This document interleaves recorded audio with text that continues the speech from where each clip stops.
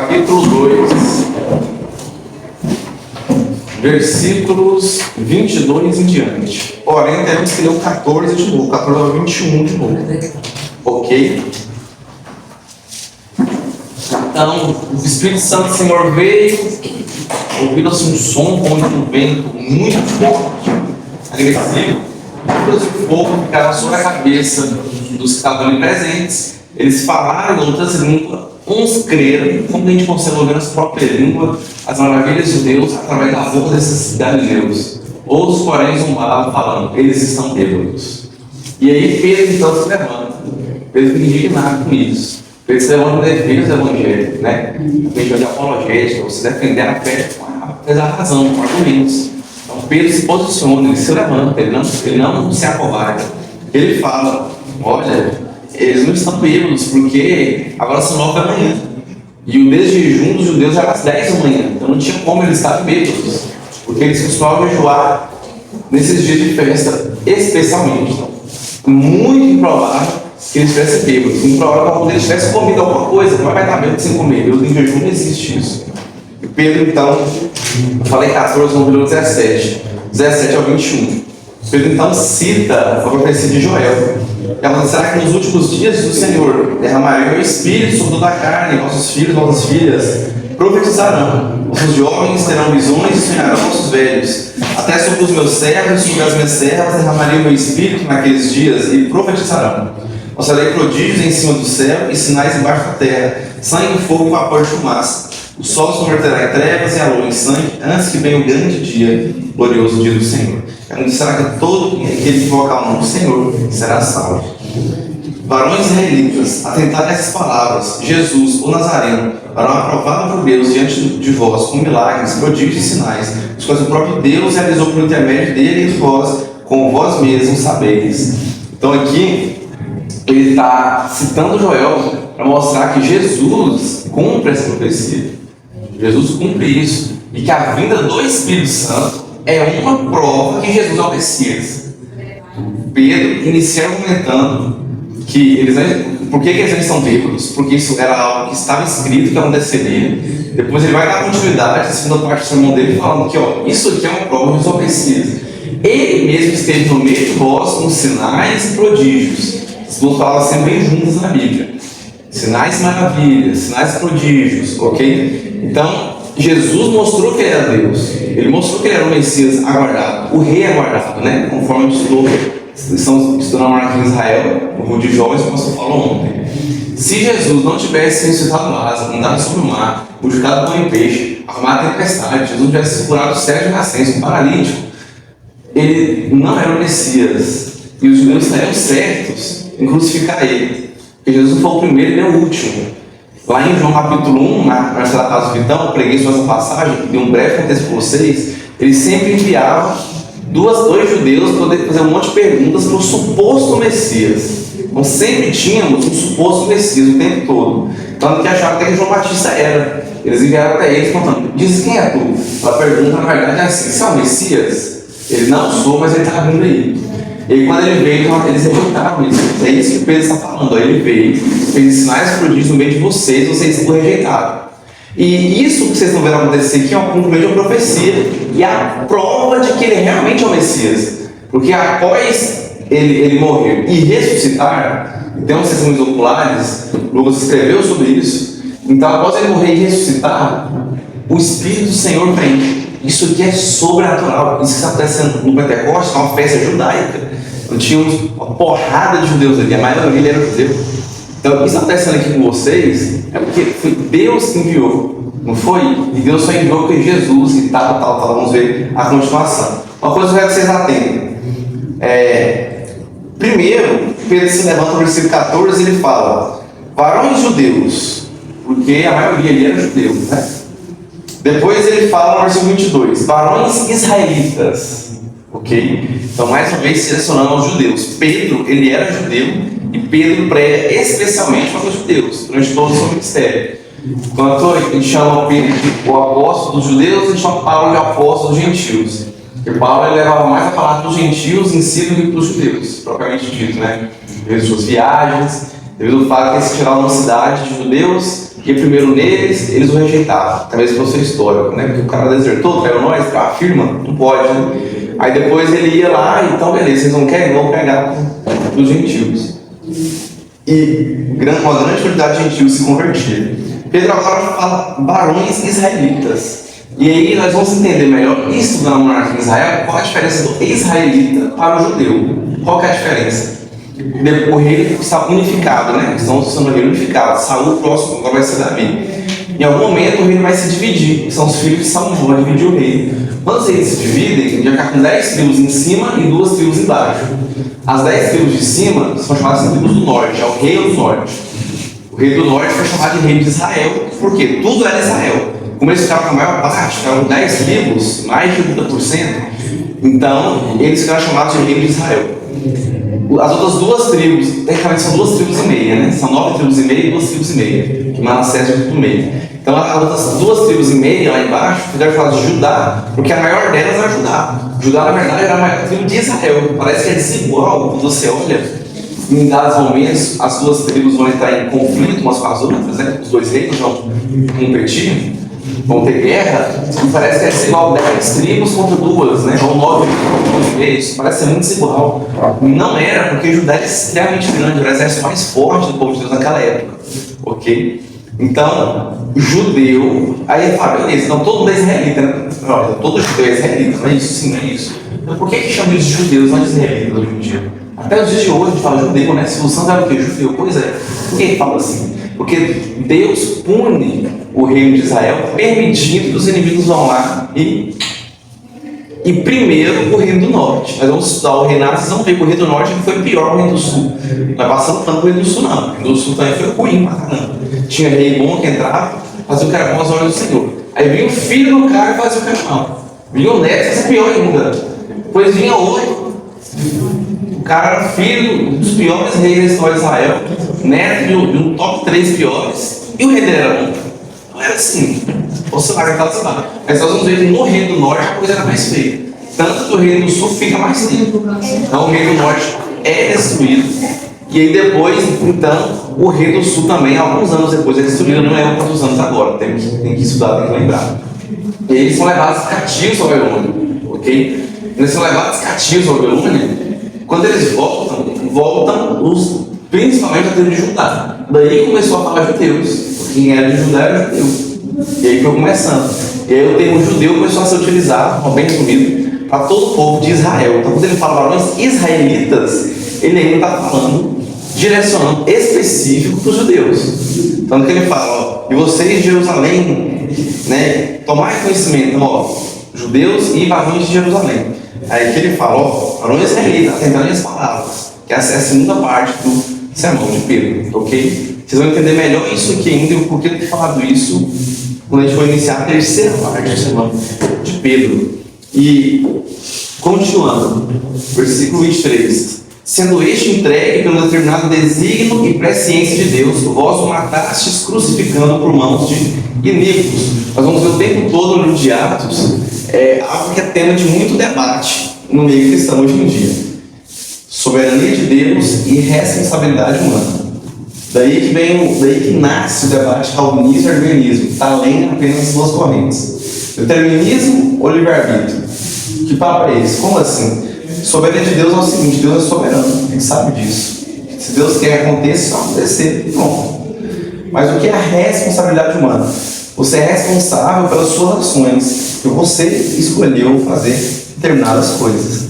E aí o debate entra quando a gente tem pessoas que focam tanto na soberania de Deus ao ponto de falar que nós somos robôs, que está tudo determinado. Porque, ó, se Deus sabe exatamente o que vai acontecer, eu não tenho liberdade de escolha, né? Porque se Deus sabe que eu vou jogar bola daqui a pouco, se Deus sabe que eu vou marcar, sei lá, 5 gols e 3 assistências, chama. Uai, então que liberdade eu tenho? Porque ele já sabe o que vai acontecer. E aí a resposta é muito simples para isso. Não é porque você sabe que o futuro vai acontecer que você determinou de fato o futuro. Não quer dizer isso. Não é que eu sei que se eu pegar uns R$200, mais difícil hoje em dia, mas tá difícil de achar, é mesmo. Você pega lá, o dinheiro físico que eu peguei, a oferta ela é bastante físico, tá?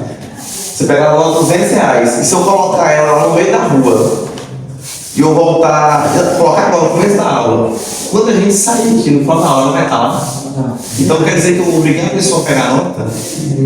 Não, eu sei que alguém vai pegar a nota. Eu sei. O fato de você saber o futuro não significa que você determinou ele. Então tem gente que fala tanto nisso, nas coisas de Deus, esquece isso. E tem outros que falam tanto na responsabilidade humana, na questão do livre-arbítrio, né? Uns extremamente deterministas e outros extremamente focados no livre-arbítrio, que ele se esquece que Deus que manda em tudo, que nada acontece sem a permissão dele. Tem duas correntes de pensamento que são bem extremistas, que já dons espirituais. Uma delas é o deísmo. O que é o deísmo? Deus criou o mundo e deixou pra lá. É isso. É tipo, não, eu chamo vocês pra cá, coloco vocês numa sala e embora.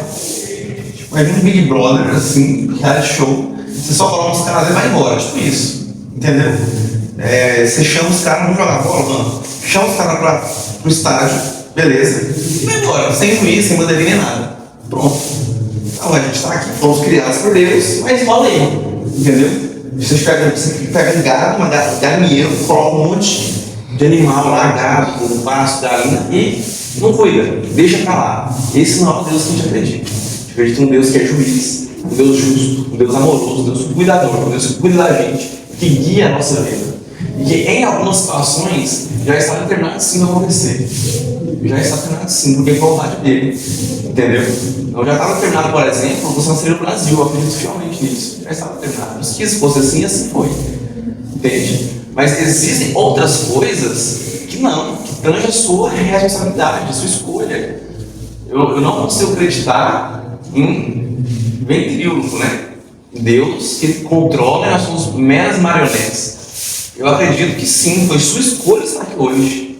Não que estava determinado. Não estava determinado. E volta a falar, conhecer o futuro não significa que você pré-determinou ele. Porque Deus sabe de todas as coisas. Lendo o Doutor Estranho, lendo as possibilidades, ele pega os aviões do tempo, né, o olho da outro lá e vê, temos 14 bilhões e 605 mil possibilidades de derrotar o Thanos. Só em uma delas a gente derrota. De todos esses 14 bilhões e 605 mil cenários, só em uma a gente ganha. Pois é, Deus conhece todas. Ele é um filme, uma ficção, né, você não sabe nada. Com ideia, um ator que é muito bom ator que não sabe nada. Agora, Deus sabe tudo. Tem coisa que Deus determina de fato. Como, por exemplo, Jesus vai morrer, pronto. Jesus vai vir na terra, vai morrer. Jesus veio e morreu para salvar a gente. O Espírito Santo vai vir, pronto.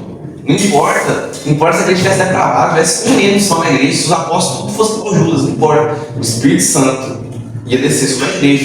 Isso estava determinado por Deus. A gente chama de vontade soberana de Deus. Algo que Deus fala para acontecer e simplesmente acontece. Agora, nós temos a vontade permissiva de Deus. E para mim, uma história muito boa, que harmoniza muito bem isso, é Jonas. A história de Jonas harmoniza muito bem, não Jonas por agência, o Jonas, sabe? Ele harmoniza muito bem a nossa, a questão da responsabilidade humana e escolha de Deus.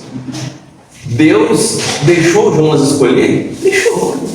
Deus não obrigou Jonas a ir, não. Jonas se arrependeu. Preferiu pregar do que morrer. Deus tratou com Jonas. É diferente. Jonas teve uma segunda chance. Jonas ser engolido pelo peixe foi graça. Se Deus mata Jonas ali, estava injusto? Não estava. Deus podia matar Jonas se você quisesse. Jogou e morreu. Deus não. Com a sua soberana graça. O salvo. Ele envia um peixe. A maioria dos teólogos, dos quais o pastor faz parte desse grupo de teólogos, acredita que, na verdade, não foi uma baleia ou só um grande peixe. Deus preparou um peixe específico para morder Jonas. Um peixe específico que ele poderia viver naquele tempo ali, para que ele refletisse e pensasse. Agora, se quer falar que Jonas não teve escolha, não, enquanto estava no do peixe, que ele não escolheu, que ele foi forçado, isso estava determinado por Deus, não, mas Deus sabia que isso ia acontecer. Ele sabia, ele sabe. Aí eu chamo de vontade permissiva de Deus. Deus permite que você caia em ação. Permite. Deus permite que você passe a perna nos outros. Deus permite que você peque. Deus permite que você fale de EBD, por exemplo. Ele permite. Mas essa não é a vontade dele. Porque se a gente falar que Deus determinou isso, ele está indo contra a sua própria natureza. Que Deus é esse? Que não gosta de homicídios. Ele determina que o caminho tem que matar o vitão. Deus livre, só um exemplo. O João Felipe está aqui, é sempre essa pessoa, o João Felipe está aqui. Então, que Deus é esse? que quer que eu esteja nos braços, na presença dele, mas por que ele não me faz ficar na igreja então? Que Deus é esse? É um Deus que quer que a gente adore Ele em espírito e em verdade. Ele quer que a gente adore Ele por livre e espontânea vontade. Ele quer que a gente sirva Ele não por obrigação, não por medo, por amor.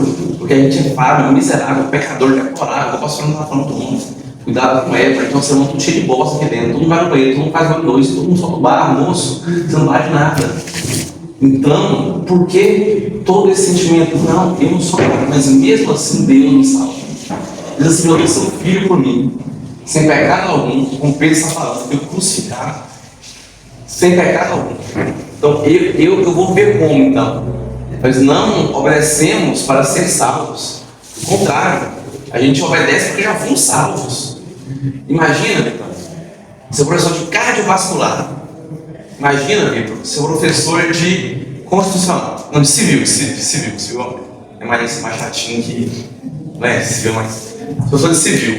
Não fui estar aqui, mas imagina também professor de cálculo. Cálculo acontece mais reprovo no mundo, ok? Todo curso tem cálculo, não é só engenharia que tem 4 cursos tem cálculo, mas é difícil. Imagina, ele chega na sala de aula, no primeiro dia de aula, e fala: galera, prazer, meu nome é professor tal, minhas formações, eu sou mestre nisso, doutor nisso, e a emenda da matéria é essa, e o seguinte: todos vocês vão com 10 em minha matéria. Todos vocês. Eu vou dar aula normalmente, vocês vão fazer as provas, independentemente de tudo. Todos vocês vão com 10 em minha matéria. Quantos da sala será que nem iriam nas aulas? Ah, eu já passei mesmo.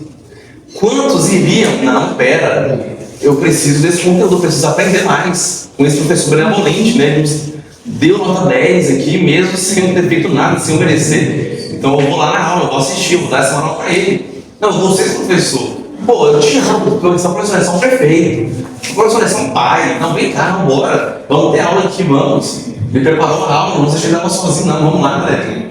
Vamos honrar o 10 que a gente ganhou antes mesmo. Vamos fazer para merecer esse 10, por mais que a gente não vai conseguir tirar 10 das matérias, são extremamente difíceis, os cursos de fotografia, direito e engenharia, cara, tira 10 em cálculo, não normal não. Então, cara, mas vamos lá, quantos iriam? Quantos só no começo, empolgados com a boa nova, com a boa notícia do 10 sem merecer, iriam na aula. Mas depois, a aula deu barra. Aí eu pergunto, perderam a salvação? Ou será que na verdade esses que foram empolgados no começo, depois desistiram, nunca de fato tiveram seus corações comovidos? Como Pedro vai usar uma expressão muito forte aqui daqui a pouco, a terceira parte, se você não falar sobre isso. Então, entendam. Deus é o bom professor que nos dá 10 na matéria, sem te merecer. Ninguém vai conseguir tirar na média, porque quem erra uma questão zera a prova. Quem erra, transgride em uma lei, erra em tudo. Quem errou uma questão, zerou a prova. Ou você tira 10 ou tira 0. Jesus veio, ele tirou 10, ele cumpriu a lei, e ele foi o sacrifício perfeito. E agora Deus nos dá a nota 10, sem a gente fazer nada. Entenda que você vai à escola, você vai à faculdade, você vai para a sala de aula, não é para tirar 10. Você não estuda em casa para tirar 10. Você não obedece para a pessoa para tirar 10. Você vai porque já tem um 10. E na igreja não vai salvar você. Assim como faltaram aí, não vai te salvar. Ler a Bíblia também não. Não vai. Você lê porque você já é salvo. Mas você não é um salvo, a palavra Deus transforma. O não salva na Bíblia, sim. Deus acaba o coração dele através da leitura. E o método que Deus quer é que a gente pregue o evangelho, que a gente chega e fala. Que você sai e fala: cara, o professor fulano de tal, ele me deu 10, cara, matéria, eu tô felizão, mano. O Moro estava com ele também, foi tirar 10, é só você estudar de forma livre. E aí entra um ponto muito importante aí nesse debate. Vocês sabem muito bem o posicionamento já, mas não sabem sempre que eu falo mais ainda, poucos argumentos, respeito meus irmãos calvinistas, sem dúvida nenhuma, são muito estudiosos, sabem muito. Porém, eu não concordo com boa parte do calvinismo, boa parte, não sou calvinista. E aí eu discordo piamente da forma que eles acreditam na responsabilidade humana e na soberania de Deus. Eu não consigo concordar. Primeira coisa, eles falam um paradoxo. Existem sim doutrinas bíblicas que a gente não compreende. Existem. Exemplo, Trindade. Não adianta você pensar, você pode ler, estudar, você doutorado, ler vários artigos bons, ler vários livros bons, estou até com um livro bom para ler, inclusive, não vou entender em plenitude. Mas isso não quer dizer que você negligencia que eu vou estudar, né? Então vamos estudar o máximo possível, e até onde vai chegar.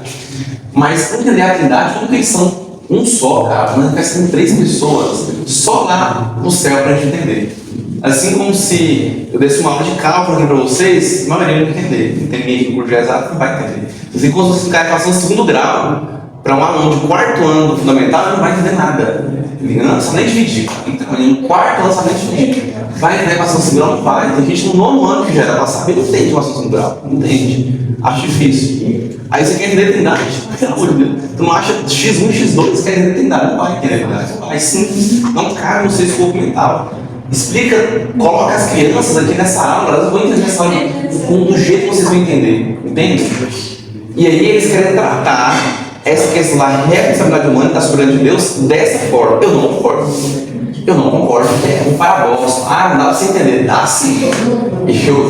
Pra mim dá pra entender sim. Ok. É claro que não dá pra entender em plenitude.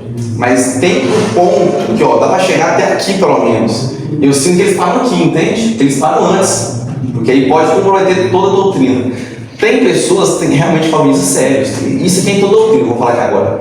Toda teologia sistemática, toda doutrina que tem. Tem pessoas que é o seguinte, cara, eu preciso sustentar a minha doutrina. Então eu vou colocar versículos bíblicos que vão embasar a minha doutrina. Não é assim, essa é a doutrina correta da Bíblia. Você lê a Bíblia e vem com os meus princípios lá. E aí, se eles estão indo contra a sua doutrina, você fala, peraí, será que eu estou errado? Você, por exemplo, se é a igreja do véu, você não vai não, peraí, vamos ver se tem uma passagem bíblica que fala sobre mulher usar véu. Ah, tem aquela lá, não, está apontar na Bíblia. É isso aí, não é assim que você faz. Entendeu? Você tem que ter a mente aberta, certo? Então eu não consigo concordar com isso. Não dá para entender. Para mim, como eu falei, chega um ponto que não dá, mas eles param antes, ok? Na minha visão. Outro ponto, você não tem liberdade de escolha. Você não tem liberdade de escolha. E para o calvinista, Deus é soberano para tudo, menos para permitir que o ser humano faça, arbitre, né, algumas escolhas. Ok? Aí fala, não, mas é livre agência. Livre agência e livre arbítrio é quase a mesma coisa. Quase a mesma coisa. Só para. Ah, não, por exemplo, você vai comprar um carro, vai comprar uma blusa, o Vitor comprou a blusa do Ajax. Deus deixou ele escolher a blusa que ele ia comprar. Deus não determinou que ele ia comprar a blusa azul do Ajax, não. Falou que ele quis, ele podia ter comprado a branca com vermelho clássica. Podia ter comprado a verdinha, que foi de outra temporada anterior. Podia. Não, isso aí Deus deixa você escolher. Ah, é só essas coisinhas pequenas Deus deixa escolher? Eu sou um robô? Claro que não. E aí, para mim, o principal argumento para isso é, quando você estuda Gálatas e Romanos, eles amam essas cartas, inclusive, que falam muito da soberania de Deus, que falam mesmo, ela fala que nós somos livres em Cristo. Eu não discordo em nenhum momento que nós não tínhamos liberdade antes da nossa conversão, nesse sentido, que eram escravos do pecado. O pecado escravizava, a nossa tendência é pecaminosa. Então, onde que está a responsabilidade humana? Onde está meu mérito em Deus vir à terra como homem? Onde está meu mérito em Deus morrer na cruz por mim? Onde está meu mérito em Deus capacitar um ser humano pecador, comedor de feijão, que caga que nem eu, para levar a mensagem do Evangelho para mim? Onde está o meu mérito nisso? No Espírito Santo tocando no meu coração. Cadê o meu mérito? Cadê o meu mérito? Mas a graça resistiu. Você não pode resistir à graça? Pode, pois pode sim. Temos vários anos bíblicos de pessoas que resistiram à graça. Não precisam concordar com essa doutrina também, desculpa. Me desculpe. Você pode sim ter todo o acesso e dizer não. Pode sim. Sem dúvida alguma, pode. Eu penso assim, não pode. Não tem como. E aí, onde está? Onde está? Não, mas Deus é o autor e o condutor da salvação. A gente não discorda disso, não. Ele é o autor e o condutor da salvação, sim. Eu não tenho mérito nenhum nisso. Inclusive, eu estou aqui pela graça de Deus. Que mérito tenho eu nisso? Deus derramou um dom de ensino para mim, beleza, agora tem que começar, então vamos lá. E se Cristo nos liberta, por que agora eu tenho essa tendência maior ao pecado? Não faz sentido. Cristo me liberta para quem me salvou? Não. É para a liberdade que Cristo nos libertou. Né? Paulo usa essa expressão, não é para pecar. A gente é livre em Cristo. A diferença é que agora eu não tenho só a carne puxando para um lado. Eu tenho o Espírito Santo de Deus morando em mim, puxando para o outro. Então agora a gente tem essa guerra. Graças a Deus você fez isso. Que Paulo fala que Gálatas mesmo, inclusive, que a carne e o espírito militam um contra o outro. Ok? Então, não, o homem é incapaz de escolher Deus, concorda, é Deus que chega no homem, é Deus que manda seu filho, é Deus que morre na cruz por nós.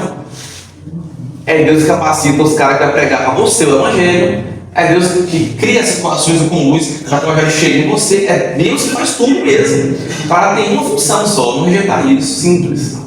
E é Deus que toca o coração se o cara não conseguir aceitar ainda, concorda também. Mas depois que o cara é tocado, não tem liberdade, que papo é esse? Cristo libertou para quê? Entende? Eu não consigo concordar. É 100% com a doutrina dos calvinistas. E também das arminianas também não. Só para não parecer que eu sou arminiano, também não concordo 100% com a doutrina dos arminianos. É que eu bato bem mais os calvinistas porque precisa mais.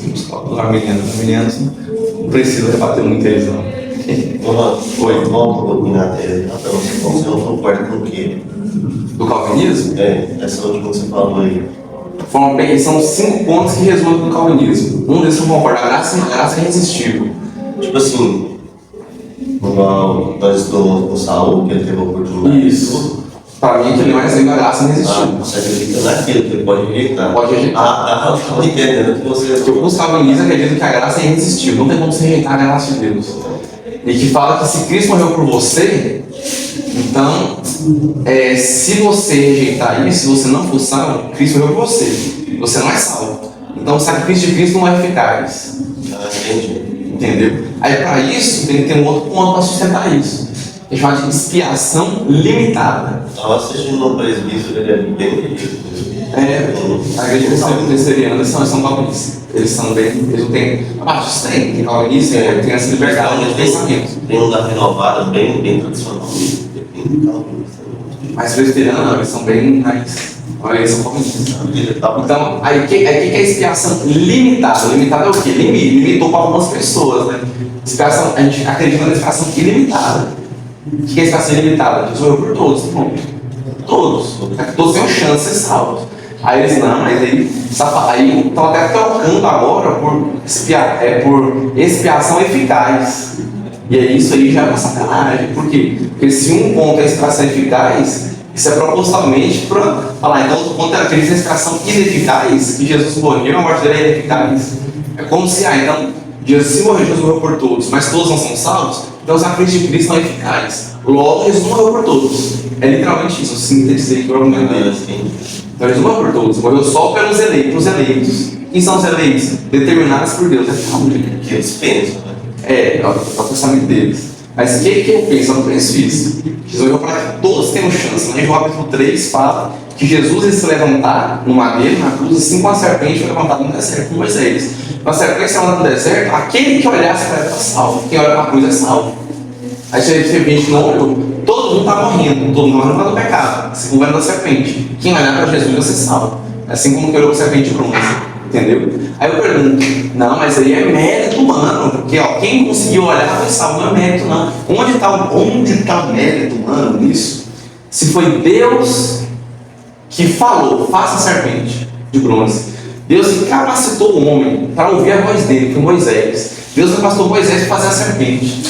Deus providenciou e proveu o bronze para fazer a serpente. E Deus conferiu o poder de Deus, é a serpente pura. Deus conferiu o poder para quem olhasse lá para o salvo. Onde está o mérito humano? Nisso. O problema é que o calvinista não pode ter nada.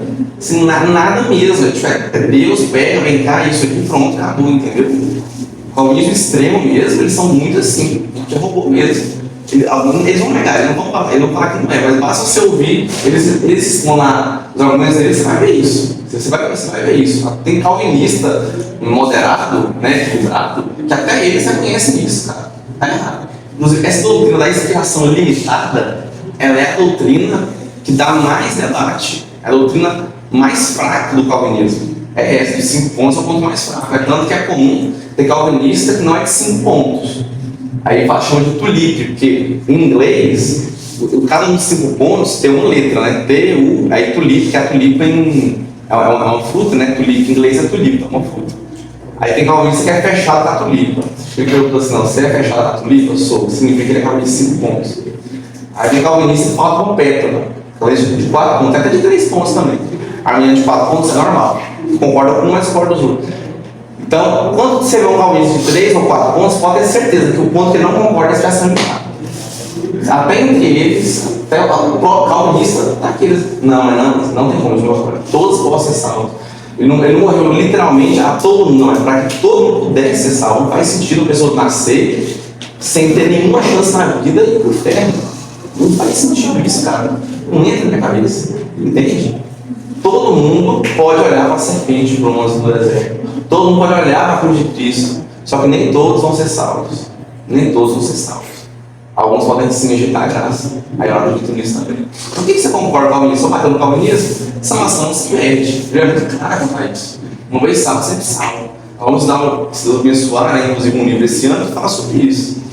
E sobre a depravação total. Somos depravados. Eu falei sobre isso. A gente pode escolher Deus. Não consegue escolher Deus. É tipo você escolhe um peixe de giló e chocolate. Você escolhe chocolate sempre, entendeu? Eles usam esse exemplo, mas é muito bom. Então você não vai escolher Deus. Não vai. Não é Deus que vai dar você. Então cadê o mérito humano nisso? Entendeu? O problema é que para eles, o aceitar é como se fosse um mérito humano. Entende? O ir na aula é como se fosse um mérito humano. Mérito de quê? Eu ganhei 10, pelo amor de Deus.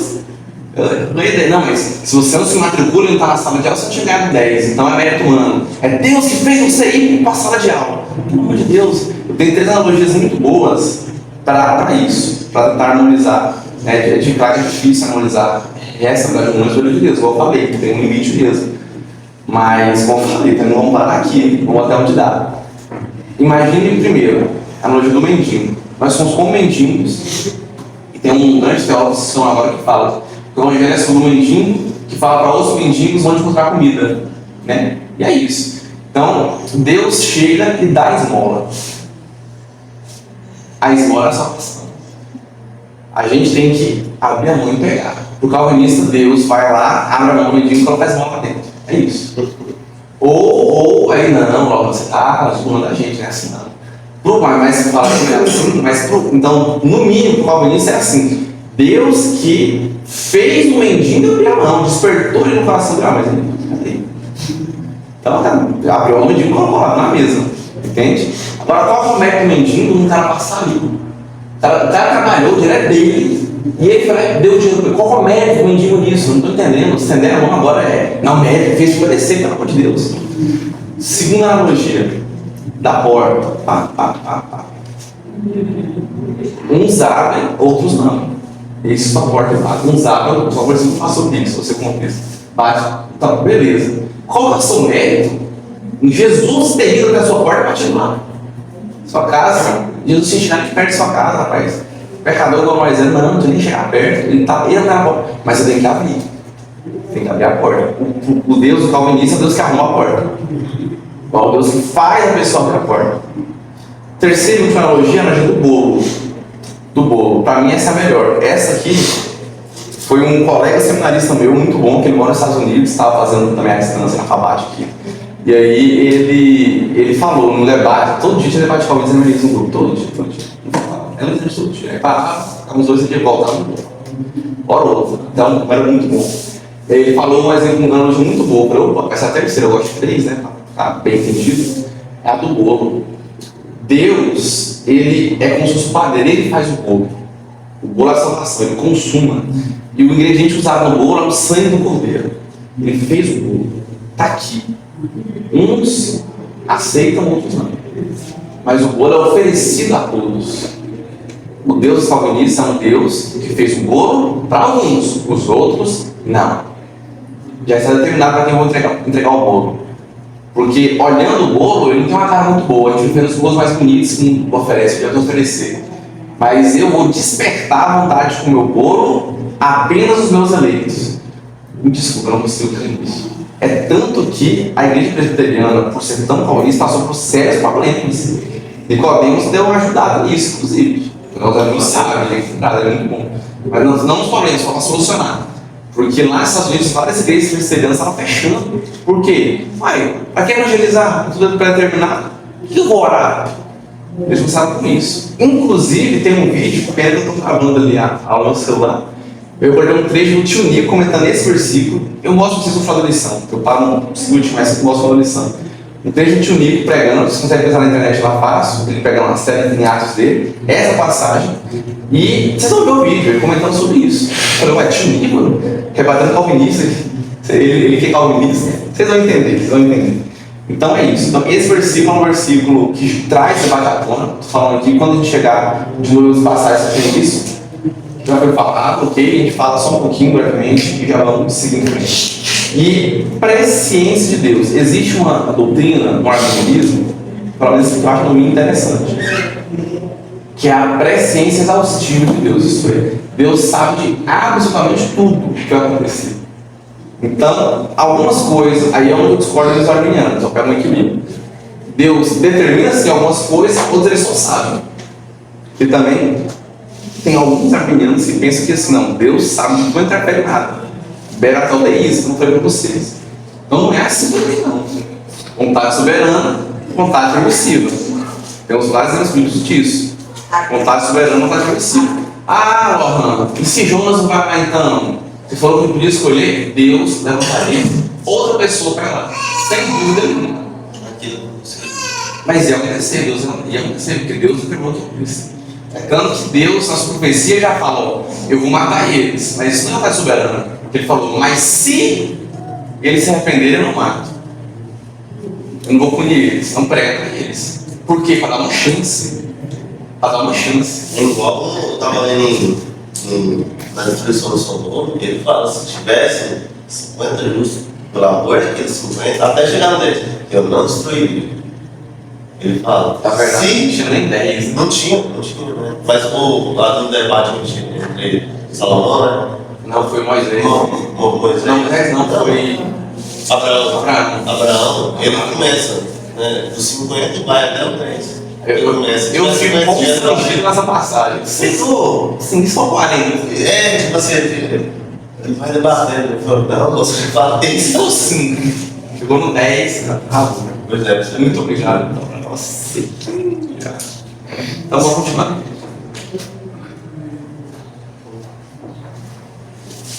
Mas vós, pelo determinado desígnio e presciência de Deus. Desígnio e presciência. Desígnio porque Deus ordenou Jesus a morrer de um dia de outro. E presciência porque Deus sabia como aconteceria a morte de Jesus. Ok? Para falar que não, está determinado. Cada segundo romano que matar Jesus, pelo amor de Deus sabia quem fazia isso. E vós o matastes, crucificando por mãos de Nícolas. Mãos de Nícolas aqui são os romanos, que eles eram maus, né? A qual, porém, Deus ressuscitou, rompendo os grilhões da morte, porquanto não era possível que fosse ele retido por ela. Aqui Pedro está falando o seguinte: vocês mataram o Messias, ele veio, o Espírito Santo do Senhor veio, provou que ele é o Messias, está aí, e vocês o mataram. Ele é o professor que deu 10 de vocês, e vocês cabularam na aula dele, pegaram ele na saída, espancaram ele até a morte. Vocês mataram ele, a culpa é de vocês mataram ele. Isso vai gerar um arrependimento tão grande naquele povo. Continuando, ele fala que Deus, porém, vocês mataram, mas ele ressuscitou. Ele ressuscitou, ele já fez, ele já deu oportunidade para quem quiser tirar 10, pode. Aceitar o sacrifício, venha, pois venha. Ok, beleza. E aí o que acontece? Ele rompeu os grilhões da morte. Aqui a NVI já não foi tão boa. Como é que tá a NVI aí, Alessio? 24.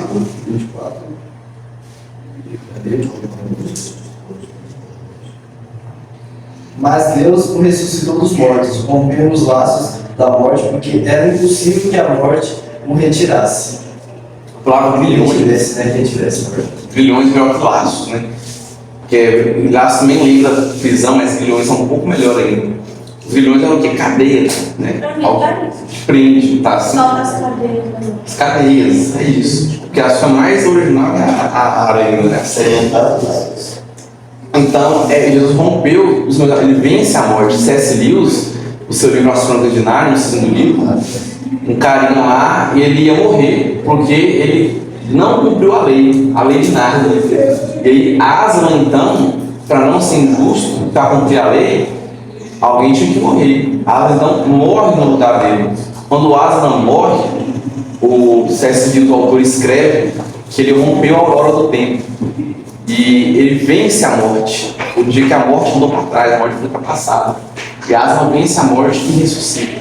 E C.S. Lewis era um autor cristão, isso é uma referência muito clara a Jesus Cristo, de forma bem simples de explicar a doutrina, né, do sacrifício de Cristo. Então Jesus ele vence a morte não tem mais poder, tem várias canções que falam sobre isso. E ele cita agora o Salmo 16, porque a respeito dele diz Davi: diante de mim via sempre o Senhor, porque está à minha direita, para que eu não seja abalado.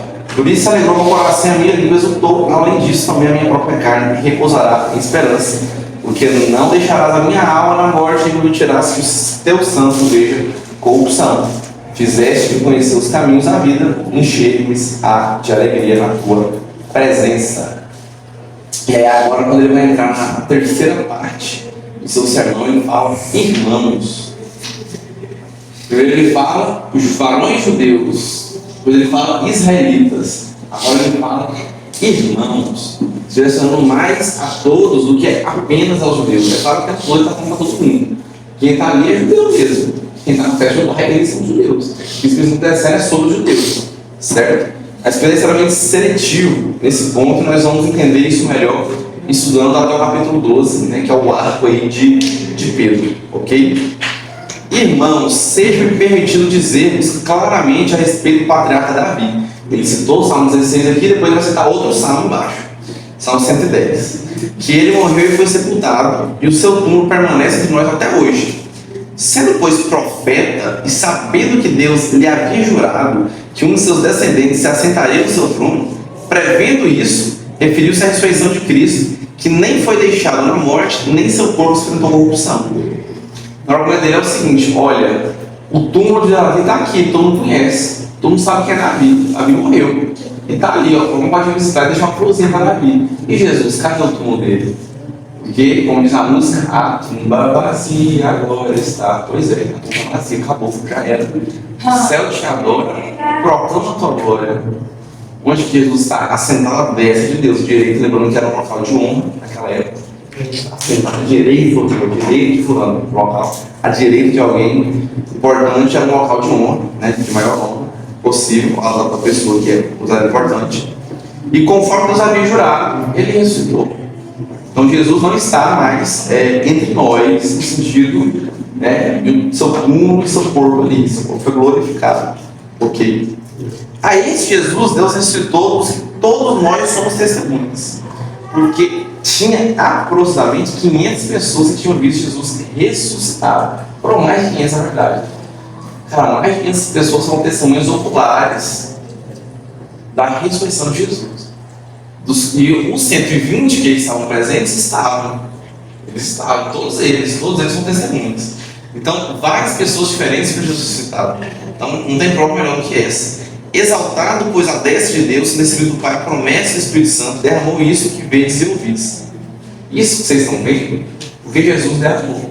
Jesus morreu, ressuscitou, porque ele era o Messias, vocês mataram eles e utilizaram as mãos de ímpios, os romanos, que mataram ele. Mas agora ele está sentado à destra de Deus, e para não deixar os seus filhos sozinhos, ele manda o seu Espírito com a promessa que Deus fez. Então eu pergunto para vocês: quem matou Jesus? Não responda rápido, pensa, não é tão fácil como parece. Quem matou Jesus? Deus. Quem matou Jesus? Foram os judeus que mataram? Foram os romanos? Foram os romanos que vão lá e eles crucificaram Jesus? Ou será que foram os judeus que mataram Jesus? Porque os judeus que manipularam os romanos que mataram, os romanos não queriam julgar, no caso religioso, né? No caso deles. Essa pergunta, cara, na internet, o cara respondeu, foi Deus. Foram os judeus que mataram? Ou será que foi o próprio Deus que matou Jesus? Como o cara respondeu na internet, foi Deus que matou Jesus? Ou fomos nós que matamos Jesus, porque ele só morreu por causa dos nossos pecados? Se a gente tivesse pecado, eles não teriam morrido. Quem matou Jesus? A resposta certa é Deus. Deus mata Jesus. Jesus se entrega. Ele não foi morto para o judeu, romano. Não, ele se entrega. Ele tem o que ele quis. Agora, por intermédio de quem ele morreu, aí é outra história. Mas sim, quem matou Jesus foi Deus. Deus mandou ele para morrer. Como a gente viu, está determinado por Deus isso. Sua determinação é assim, está lá, vai morrer, não tem jeito. Ok? Então quem mata Jesus é Deus. E por que Jesus mata Deus? Por que Deus mata Jesus? Para nos livrar da ira de Deus, da ira dele. Para que o sangue do Cordeiro fique na nossa porta, como lá no deserto, no Egito, e Deus veja o sangue do Cordeiro em cima dos nossos pecados, não veja nossos pecados, nos mate. Porém, não podemos parar aqui, né? Deus ressuscita Jesus, Jesus ressuscita, porque Ele é Deus também. Talvez tenha que. E aí está aí mais uma vez a questão da Trindade, né? Deus matou Jesus, mas não se entregou. Como assim? Enfim, Jesus é Deus, e Ele ressuscitou e vive a destra de Deus agora. Ele está. Versículo 34. Porque Davi não subiu aos céus, mas ele mesmo declara: disse o Senhor ao meu Senhor: assenta-te à minha direita, até que eu ponha os teus inimigos por estrado dos teus pés. Aqui, esse salmo citado é o salmo de número 110. Esse é o salmo mais citado em todo o Novo Testamento. É chamado de salmo messiânico. Temos vários tipos de salmos. Temos salmos imprecatórios, salmos de romagem, salmos messiânicos, que é esse aqui. E o salmo messiânico é aqueles que apontam diretamente para Jesus. Mas a Bíblia toda é cristocêntrica? Sim, meu querido, mas é porque esses aqui falam especialmente de Jesus. Sempre tem um elemento ali bem específico que fala da vinda do Messias. Tem a profecia que ia se cumprir, que já se cumpriu agora, a gente percebe que já se cumpriu, graças a Deus. Aqui fala assim, ó, Davi não subiu aos céus. Ele fala assim, ó, disse o Senhor ao meu Senhor: assenta-te à minha direita. A Davi está no céu. Não no sentido de doutrina do som da alma, né? Então, tem que passar um tempo falando assim. Tem aqueles que acreditam em doutrina do som da alma. O que é a doutrina do som da alma? Morreu. É como se você tivesse um som profundo.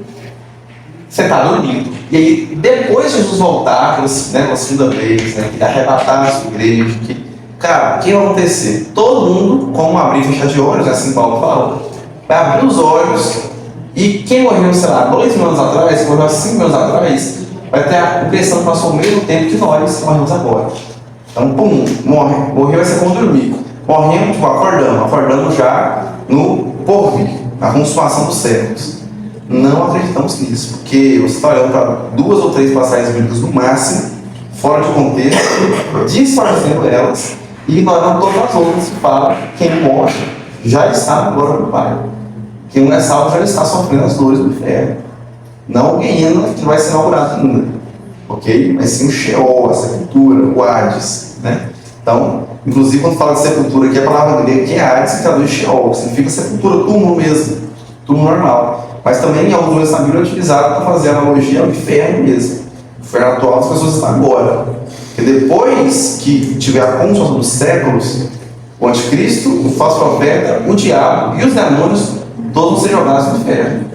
Alguém lago de fogo. E para sofrer eternamente, não para ser destruído, não. Doutrina não é falso, não é aniquilacionismo. Não vem com essa falando, não, falso. Nós temos que falar muito bem sobre ela, sobre a proporção do momento. Mas enfim. Aqui não fala sobre a doutrina do som da alma. Fala que Davi não está no céu, no sentido que Davi não está à destra de Deus julgando o povo. Simples. Davi não é o Messias, está falando isso. Entende? Mas a gente crê que Davi está sim no céu com Deus, desde que agora ele está lá na glória, amém. Não assim na destra de Deus, não é a forma que está falando. Porque o que Pedro está falando é que o texto fala sobre o Messias. Que o Messias estaria lá e Jesus está. E Davi, e tanto que ele fala assim, ó, Davi não está lá. Que ele fala assim, ó, disse o Senhor é o Senhor. A palavra Senhor aqui é o Yahvé, né? O Jeová, traduz como Jeová, é o tetragrama. É o nome de Deus. Então disse Deus a meu Senhor. A grega para Senhor aqui é Adon. No caso, o tetragrama ele é hebraico, né? É Adon. Adon é Senhor mesmo, que manda o negócio. Ela é usada para Deus, inclusive, várias vezes. Então vamos traduzir isso aqui, que a gente sabe tradução agora, porque pós Jesus a gente sabe tradução. Qual a tradução? Disse Deus a Jesus Cristo: assente à minha direita. A tradução desse versículo é isso. De Deus disse, e Deus é o Senhor. A Jesus Cristo, que também é o Senhor: assenta-te à minha direita. É isso. Até que eu ponha os teus inimigos por estrado dos teus pés. Eu não sei como está no NVI, eu não li, eu confesso, não li no NVI, mas estrado. Aliás, é no NVI, isso é melhor, expectáveis. No 25 ou 26? A respeito dele, disse Davi: eu sempre vi o Senhor diante de mim, porque ele está à minha direita, não serei abalado. 35 anos. Ah, tá. Ué. E até que eu ponha os teus inimigos como um estrado para os teus pés. Ah, tá igual. Estrado dos teus pés é o quê? Tinha-se um costume de pisar no pescoço do inimigo. No meu tá, no meu tá escabelos. Esse cabelo, você inventou muita coisa. Eu sabe o que é estrado, não sei esse cabelo. Mas essa palavra grega para estrado, esses cabelos aí, é a mesma, a grega, no grego é a mesma. Ela é a palavra grega que tem um sentido de pisar no pescoço do inimigo. Colocar ele debaixo dos pés é isso. Não é a gente ver às vezes uma cena que após uma batalha, a pessoa toda imponente vai lá e coloca o pé aqui em cima da pessoa. Não é isso, é no pescoço. É tipo, seu lixo, vem de você, entendeu?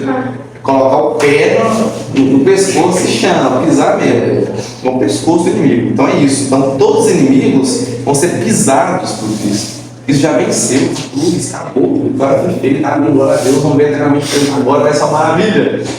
Glória a Deus por isso. E aí ele continua: esteja absolutamente certa, pois toda a casa de Israel, de que é este Jesus que vós crucificastes, Deus o fez Senhor e Cristo. Ele fala no final: vocês crucificaram Jesus. Lembra que eu falei que a gente tem aqui um exemplo de sermão, um modelo de sermão que prega, tem que estudar bastante esse sermão aqui, cara. Ele é o primeiro sermão com o Espírito Santo nos registros. E na verdade foi o primeiro sermão que fala do Espírito Santo. Ele acabou se derramando depois de eu prego. Ele foi o primeiro a pregar o Espírito Santo, ô glória. Pregar com o Espírito Santo depois que ele foi derramado, tá? No valor de lançamento dele vinha e saia. O que acontece? Ele faz uma pregação confrontativa. Toda pregação ela tem que ser confrontativa. Ela tem que confrontar você. Você tem que se sentir confrontado.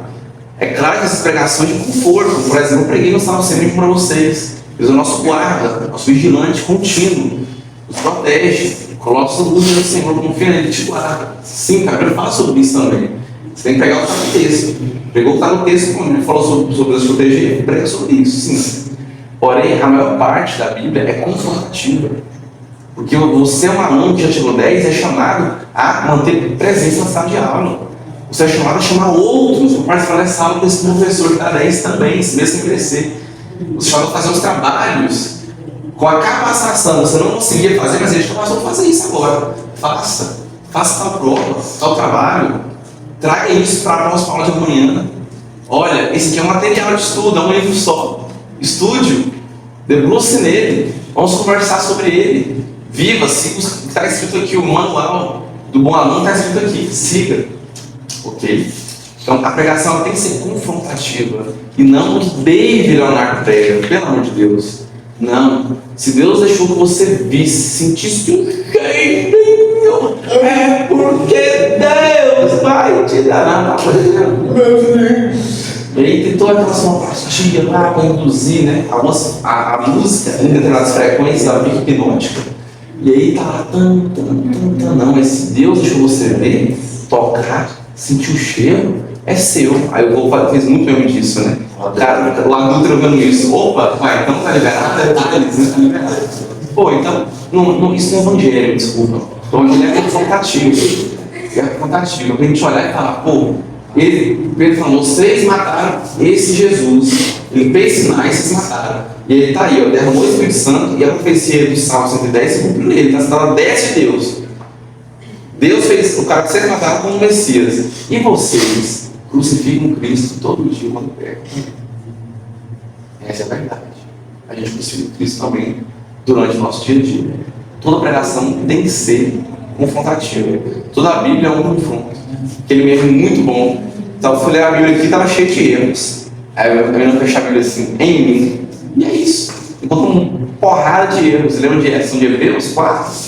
Que a Bíblia é como espada dos dois gumes que penetra e divide juntas e medulas, né? Osso e medula, alma e espírito. Quando você lê a Bíblia, ela te lê de volta. No seguinte aspecto, ela penetra, ela te lê de volta. E o que aconteceu então? O famoso dito isso. Dito isso, o que o povo fez? Como o povo reagiu ao sermão de Pedro? A gente vê que normalmente os pastores têm costume de fazer apelo, né? Fala do culto. Então venha aqui na frente, vai aceitar Jesus. Né? Aqui é o povo que faz um apelo, olha o versículo 37. Ouvindo essas coisas, compungiu-lhes o coração e perguntaram a Pedro e aos demais apóstolos: que faremos, irmãos? E tiramos outra lição, a característica da pregação. Pregação tem que ter aplicação prática. Tem que ter aplicação prática, tem que falar, aí, o famoso, e agora? O que eu faço com isso? E agora? O que eu faço com isso? Beleza, entendi. Eu sou um merda, eu ranquei lá no papelzinho, deu isso aqui para a rede social, para Deus é isso aqui, mas o que eu faço agora? Os sinais. Então tem que ter a aplicação prática, tem que ter. E aqui, quem vai até Pedro é o povo que faz o apelo. O apelo não foi feito no final. Que faremos, pois? Pergunta para Pedro. Quando fala compungiu-lhes o coração, é uma expressão extremamente forte, no sentido de perfurar. Como se o coração dele estivesse furado, rasgado. Perfurado por quê? Pela espada, que é a palavra de Deus, penetra. Como está na NBI, Alessio?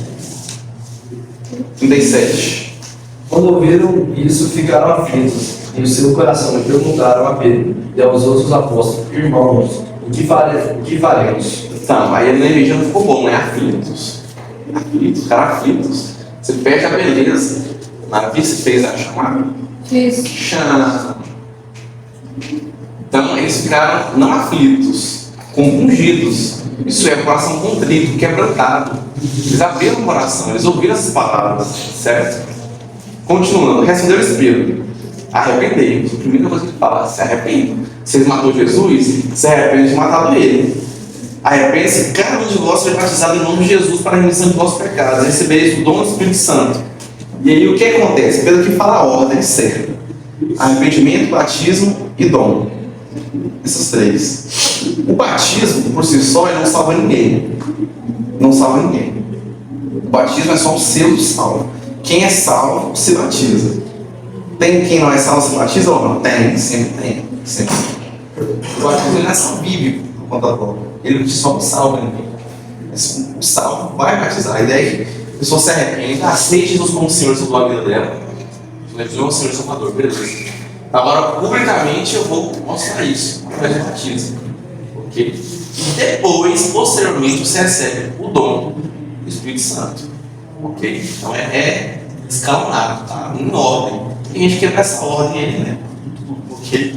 Tem gente que só batiza por pressão da igreja, pressão dos pais, pressão da família, que é legal, que quer comer a ceia, né? Um pastorzinho, não tem, um suco de uva ali, né? Um pãozinho. E é isso. Infelizmente, o batismo um pouco é um banalizado em nossas igrejas. Não só a nossa, toda igreja no geral. Ok? E fala que eu vejo muito disso, né? Nesses batistas, inclusive. Certo?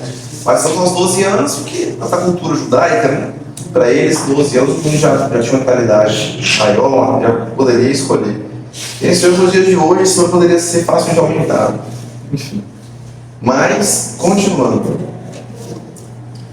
Pois para vós é a promessa, para vossos filhos e para todos que ainda estão longe. Isso é, quando o Senhor vosso Deus chamar. Como assim, quando o Senhor vosso Deus chamar? Os gentios. Porque Deus vai chamar só vocês, não. Vocês vão chamar também os de fora. Vocês estão longe. Quem está longe? Os gentios, nós. Brasil.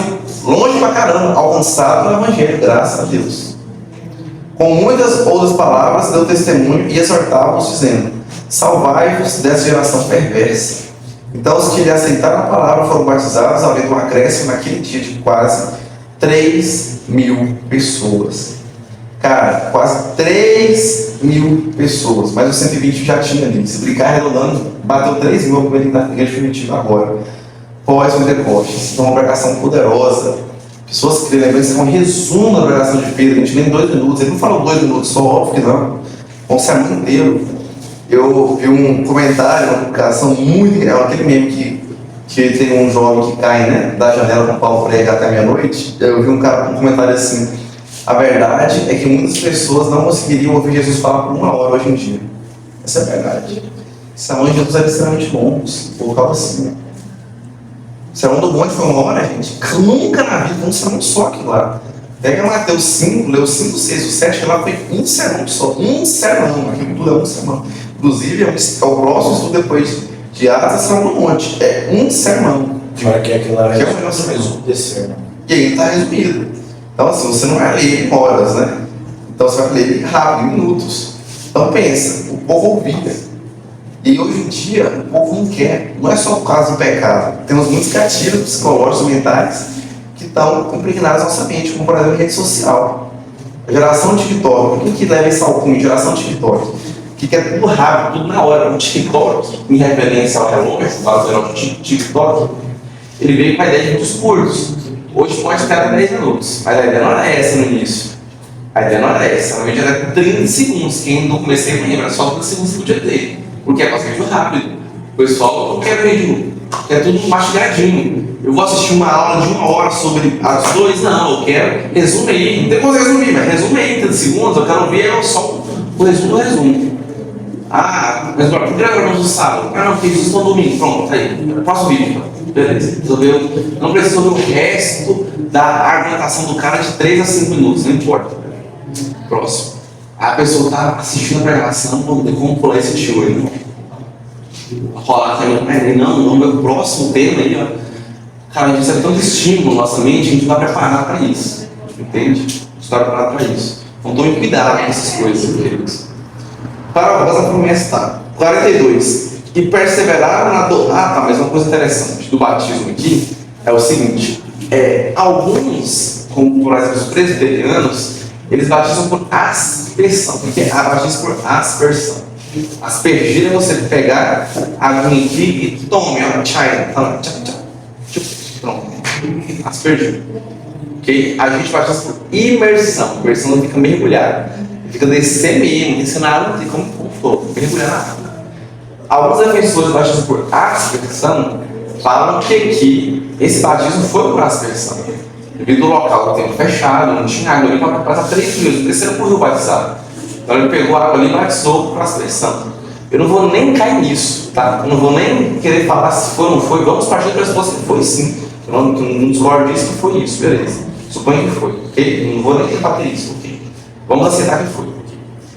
Mas Jesus batizou como? O próprio Bíblia ele fala que ele fala que ele mesmo não rejeita o batismo por imersão. Ele fala que ora a Bíblia fala de batismo por aspersão, ora a Bíblia fala de batismo por imersão. Só que, na verdade, eu vejo a Bíblia falando batismo por imersão. Se fala de aspersão é um ou outro, como aqui realmente pode ser o caso, não claramente possível. Eu vejo um claramente possível mesmo. Mas a Bíblia fala muito mais batismo por imersão. Filipe e Eunuco na carroça não com pressa, desceu e foi no rio, que era só pegar no rio e jogar lá. E para mim, se Jesus batizou, para dar um exemplo, batizou por imersão, acabou. João Batista, que anunciava Jesus e batizava também para anunciar o batismo como seria, o batismo com água, Jesus batizava com fogo, que é o batismo dessa agora. Batizava como? Por imersão. Para mim não tem debate, isso é sério. Para mim senti que você tem debate. Então, não tem que se mergulhar na água, mas e se tiver uma situação, se não tem água? Pelo amor de Deus, gente, vai levar de Deus, batismo, acabei de falar, batismo não é uma marca, não é uma característica salvífica, não salva. Eu acredito que Deus pode sim, porque aceitar o batismo da pessoa aqui, ó, situação de emergência, não tem água. Mas, pô, é só fazer um magistério, cara. Na igreja batista tem magistério, presbiteriano não tem, né? Se quiser, você tem. Simples. Piscina, tem batismo de piscina. Tem um irmão na igreja que falou que tem piscina em casa, sempre tem, cara. Poxa, faz batismo na piscina.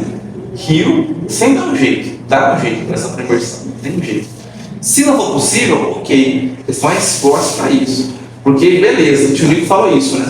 Que, então tá, dito isso, por que eles batismam por imersão também, pelos dois? Só aspersão? Não, só pode sim.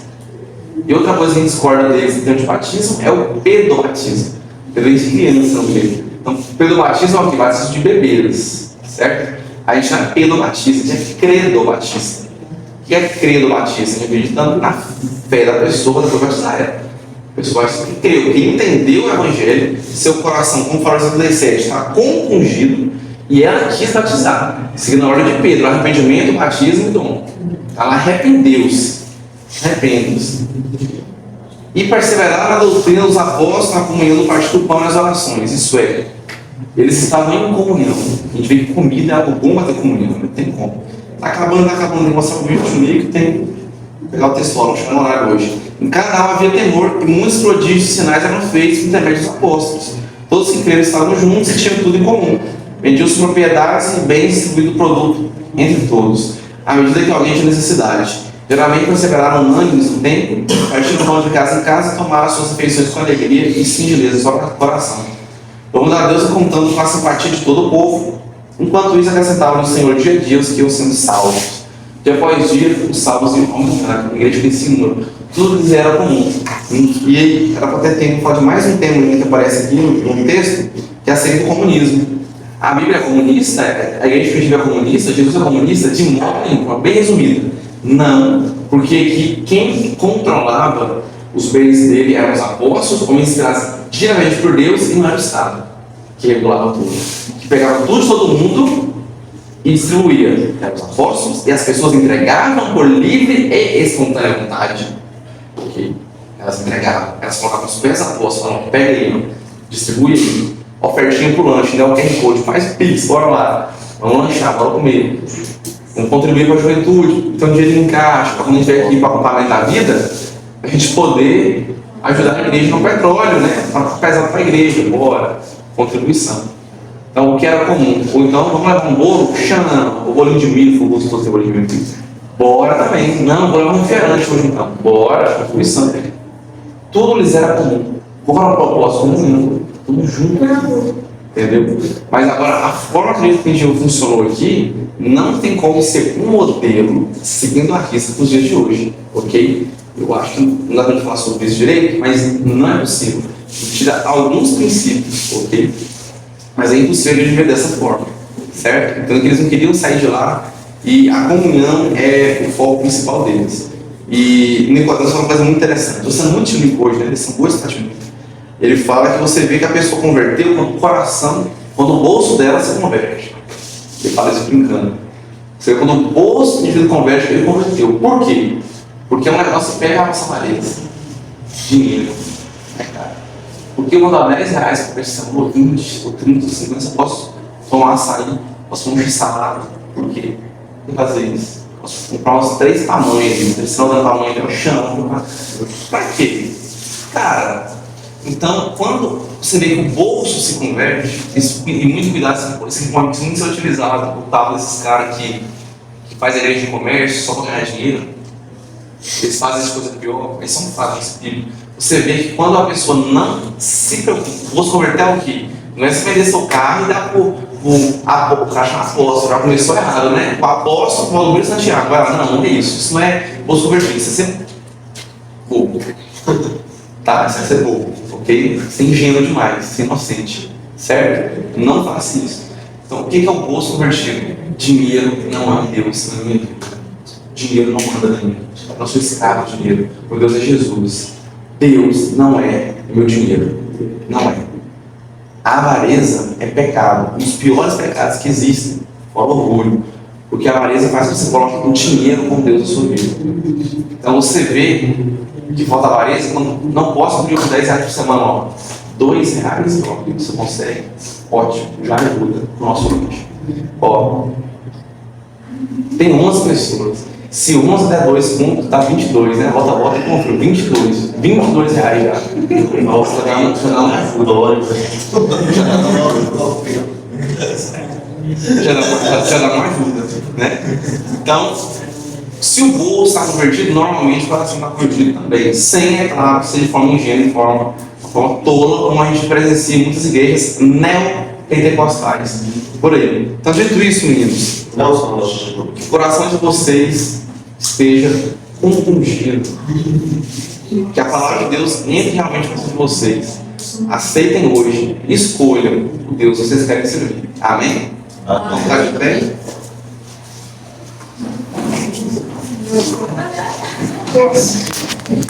Tchau.